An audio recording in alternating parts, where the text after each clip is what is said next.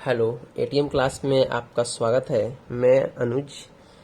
आज हम बात करेंगे एक चैप्टर, एक टॉपिक पे आज बात करने वाले हैं जिसका नाम है अनुपात एवं समानुपात, जिसमें रेशियो प्रोपोर्शन बोलते हैं। ठीक है, तो बहुत दिन से हम नंबर सिस्टम कभी यूनिट डिजिट बना रहे थे, तो कभी आपका नंबर ऑफ जीरो बना रहे थे, तो कभी मल्टीप्लिकेशन बना रहे थे। मतलब कि आप लोग को लग रहा था कि क्या क्या बना रहे हैं, क्या क्या कर रहे हैं। तो हम सोचें कि अब थोड़ा सा चैप्टर में चलते हैं, वो सब बनाते रहेंगे।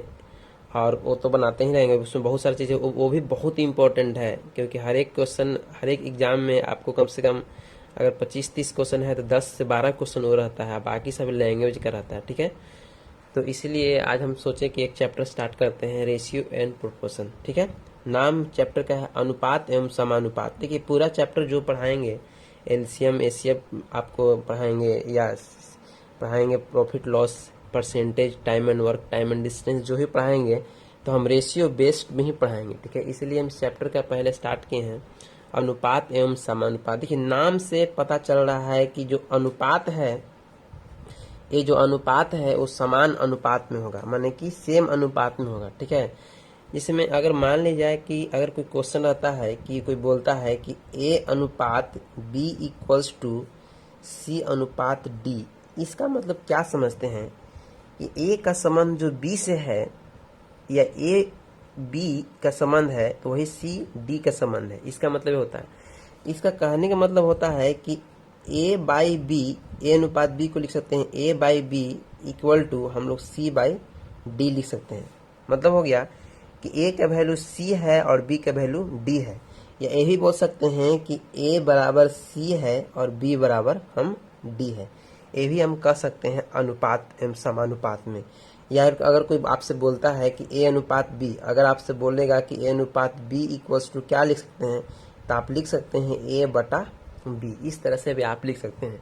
अगर कोई बोलता है कि 2:3 इक्वल टू क्या लिख सकते हैं, तो आप बोल सकते हैं कि 2/3। इस तरह से भी आप इसको बोल सकते हैं। ठीक है, तो ए अनुपात बी इक्वल टू सी अनुपात डी, कहने का मतलब है कि ए का संबंध जो बी से है वही सी का संबंध डी से है। इसको ऐसा पढ़ा जाता है, ए का संबंध जो बी से है वही सी का संबंध डी से है।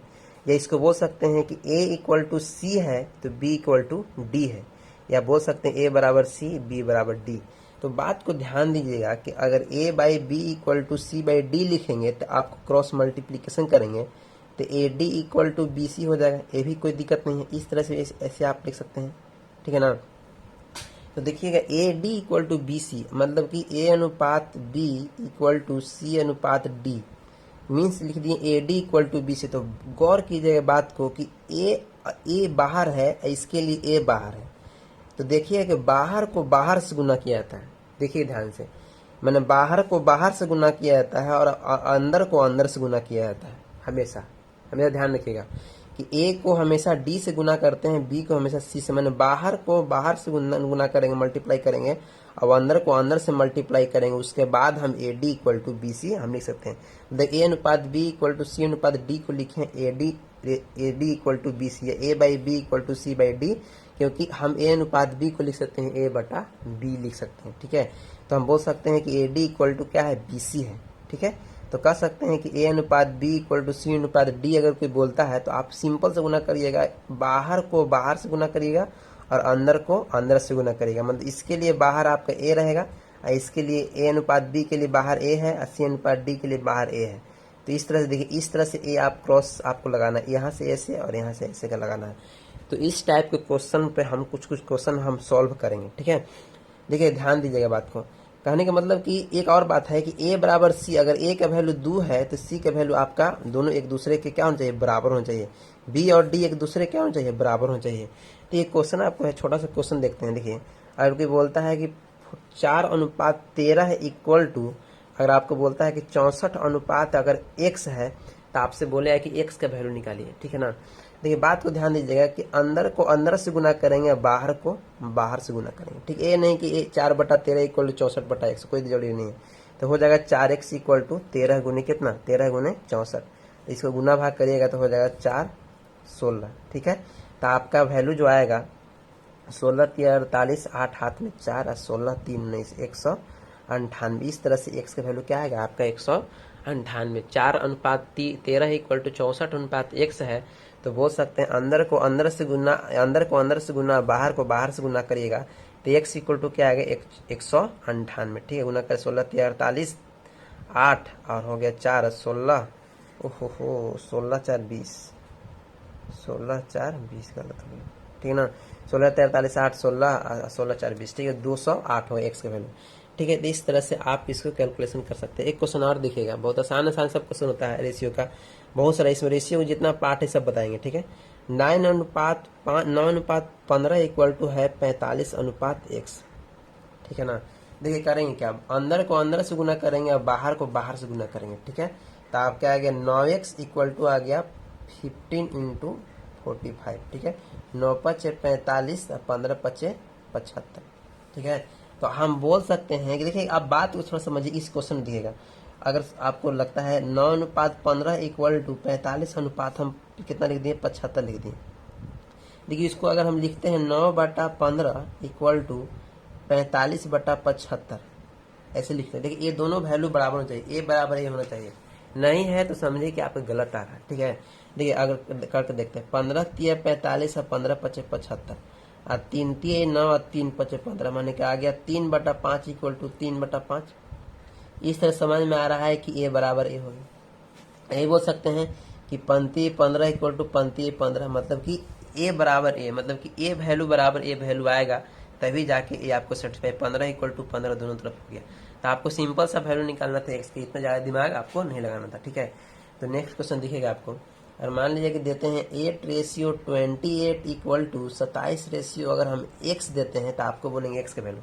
देखिए अंदर को अंदर से गुना करिए, बाहर को बाहर से गुना करिए, तो आपका आएगा 8x इक्वल टू 28 इंटू 27। ठीक है, तो आपको डिवाइड करिएगा 4 दूनी 8 4 7 28। ठीक है, तो 2x इक्वल टू हो जाएगा 749 और 7 दूनी 14 14 4 18 289। इसीलिए x इक्वल टू 2 9 18 और 2 चौके 8 और 2 चौक 5 10 94.5। इस तरह से आप इसको सॉल्व करिएगा तो आपका बनेगा। ठीक है, थोड़ा सा और 2-4 क्वेश्चन देख लेते हैं, आपको समझ में आएगा अच्छा से बेटर से। रेशियो का क्वेश्चन बहुत बहुत इंपॉर्टेंट चैप्टर होता है। ठीक है, देखिए एक क्वेश्चन और है आपका कि अगर देते हैं कि 0.4 इक्वल रेशियो 1.4 है बराबर 1.4 रेशियो एक्स अगर है तो एक्स का वैल्यू, तो अंदर को अंदर से गुना करिएगा, बाहर को बाहर से गुना करिएगा। ठीक है, देखिए तो 0.4 को गुना करेंगे 0.4x हो जाएगा इक्वल टू 1.4 इंटू 1.4। ठीक है, इस तरह से। ठीक है, एक पॉइंट से एक पॉइंट आप काट सकते हैं। ठीक है, इस पॉइंट को हटाइए 10 लिखिए। ठीक है, 2 दूनी 4 लिखिए, 2 7 14 लिखिए। ठीक है, यहाँ पर 2 7 14 लिखिए। ठीक है, तो 7 49 बटा कितना हो गया 10, तो आंसर आ गया 4.9। इस तरह से आप इसको सॉल्व करिएगा, एक्स का वैल्यू निकलेगा।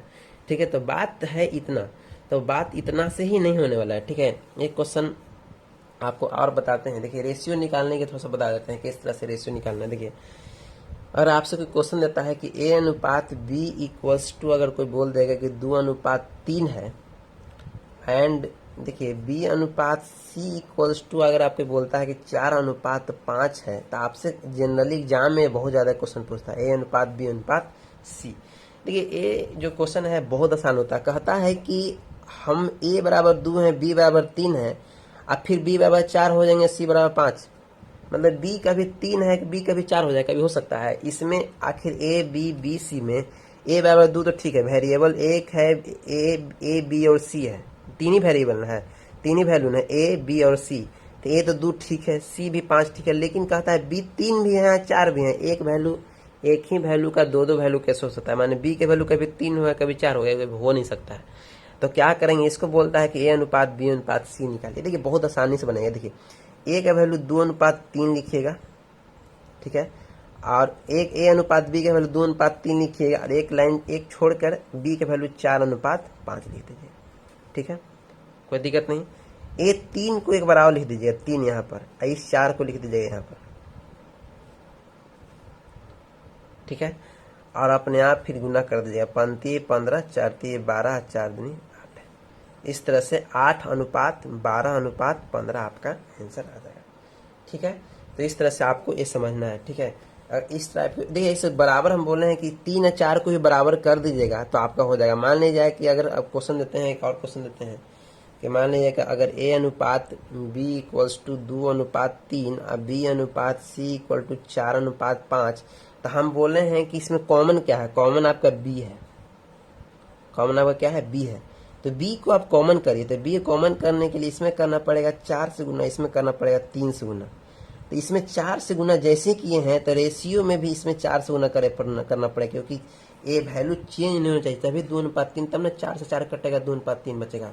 जब इसमें 3 से किए हैं तब बोलेगा कि इसमें भी हम 3 से करेंगे। ठीक है, तो आपको a अनुपात b अनुपात c, देखिए a का वैल्यू 8 हो गया, b के वैल्यू इसमें भी 12 हो गया, दोनों 3 चौका 12, 3 चौका 12, 12 हो गया, और c का वैल्यू 15 हो गया। देखिए आपका वैल्यू आ गया a अनुपात b अनुपात c, मतलब 8, 12, 15। तो 2:3 और 4:5 का 8, 12, 15। इस तरह से भी आप इसको बना सकते हैं। ठीक है, एक क्वेश्चन और देख लीजिएगा। देखिएगा, कभी कभी देता है कि a अनुपात b का वैल्यू दिए हैं आपको, देखिएगा 3:4, b अनुपात c के वैल्यू दिए हैं 5:7। ठीक है, तो आपको बनाना है a अनुपात b अनुपात c निकालना। देखिए a अनुपात b अनुपात c निकालना। देखिए a का वैल्यू 3 लिखिए, b के वैल्यू 4 लिखिए। ठीक है, फिर b के वैल्यू 5 लिखिए, यहाँ पे c के वैल्यू 7 लिखिए। ठीक है, आप क्या करिए कि इस 4 को यहाँ पर ही दीजिए, फिर यहाँ पर ही दीजिए, फिल करना है, इस 5 को यहाँ पर ही दीजिए। ठीक है, और उसे गुना करें, 7 का 28, 5 का 20 और 5 15, तो 15, 20 और 28 आपका फाइनली आपका आंसर आ जाएगा।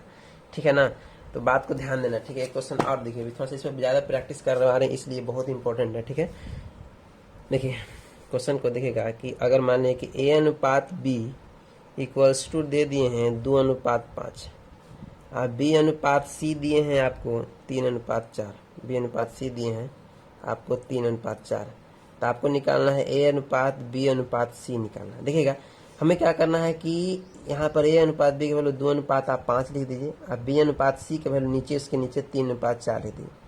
ठीक है, इसके सामने एक वैल्यू है, इसके सामने एक वैल्यू, इसके सामने वैल्यू इसी को लिख दीजिए, इसी को उठा कर लिख दीजिए 5, और इसके सामने इसी को उठा कर लिख दीजिए आपका 3। ठीक है, अब मल्टीप्लाई कर दीजिए, 5 का 20, 5 15 और 3 दूनी 6। इस तरह से आप इसको सॉल्व कर सकते हैं। ठीक है, तो आपको आसानी से एक क्वेश्चन बनेगा। ठीक है, एक क्वेश्चन और बना देगा। ठीक है ना, देखते हैं एक क्वेश्चन और देखते हैं। अच्छा, a अनुपात b अनुपात c अनुपात d निकालते हैं। a अनुपात b के वैल्यू आपको दिया हुआ है 2:3, b अनुपात c के वैल्यू दिया हुआ है 5:6, और c अनुपात d के वैल्यू दिया हुआ है 3:4। आपसे पूछेंगे कि बताइए a अनुपात b अनुपात c अनुपात d। देखिए कितना आसान। देखिए a का वैल्यू 2:3 रखिए, आप b और c का वैल्यू यहाँ पर नीचे जाइए 5:6 लिख दीजिए। ठीक है ना, इसके नीचे जाइए c अनुपात d 3:4 लिख दीजिए। ओके, अब क्या करना, बच गया एक वैल्यू यहाँ बच गया, एक वैल्यू यहाँ बच गया, एक यहाँ बच गया, एक इधर बच गया, एक इधर बच गया, एक इधर बच गया। अब यहाँ पर क्या वैल्यू पुट करेंगे, तो इसी को 3, यहाँ पर 3 है, यही वैल्यू को 3, जो वैल्यू है इसको 3 3 3 लिख देंगे। 6 है तो 6 लिख देंगे, इसके सामने वाला ये भर देंगे, इसके सामने में 5 ए भर देंगे, इसके सामने में 3 भर देंगे और 3 भर देंगे, और उसके बाद गुना कर देंगे। देखिए 6 को 24 दिया 72, 36 18 दिया 54, मल्टीरेशियो 5 15, 15 दिया 45। ठीक है, 5 दूनी 10 दिया 30। इस तरह से आपको कट हो जाएगा। ठीक है, अगर 3 से ये वैल्यू काटता है तो काट दीजिए, 3 दहा के 30, 3 15, 3 18 और 3 24। इस तरह से 10, 15, 18 और 24 आपका आंसर आएगा। तो देखिएगा, बात को समझिएगा, और इस पे रेशियो पे और कुछ क्वेश्चन देंगे। ठीक है, तो आज के लिए इतना काफ़ी है वीडियो। थोड़ा सा ध्यान से इस चैप्टर को ध्यान दीजिएगा। हम पूरा का पूरा रेशियो एंड प्रोपोर्शन का मैक्सिमम क्वेश्चन डील कर देंगे। अब मैक्सिमम क्वेश्चन आपका बनाते होंगे आप लोग, RS अग्रवाल से आगिर अहमद और ये सब किरण वगैरह सब बनाते होंगे तो बना सकते हैं। ठीक है, तो देखिएगा हम बनाएंगे आपका। तो कृपया अगर आपको अच्छा लगता है तो चैनल को सब्सक्राइब करिएगा और लाइक का कमेंट जरूर करिए। ठीक है, तो हम चैप्टर स्टार्ट किए हैं रेशियो एंड प्रोपोर्शन से। रेशियो प्रोपोर्शन के बाद चैप्टर स्टार्ट करेंगे, अगर बोलिएगा तो परसेंटेज स्टार्ट कर देंगे या प्रॉफिट लॉस से स्टार्ट करेंगे। ठीक है, और धीरे धीरे धीरे चैप्टर हम बढ़ाते जाएंगे, इतना टेंशन है, पूरा का पूरा चैप्टर हम कवर करेंगे। ठीक है, ओके, बाय बाय।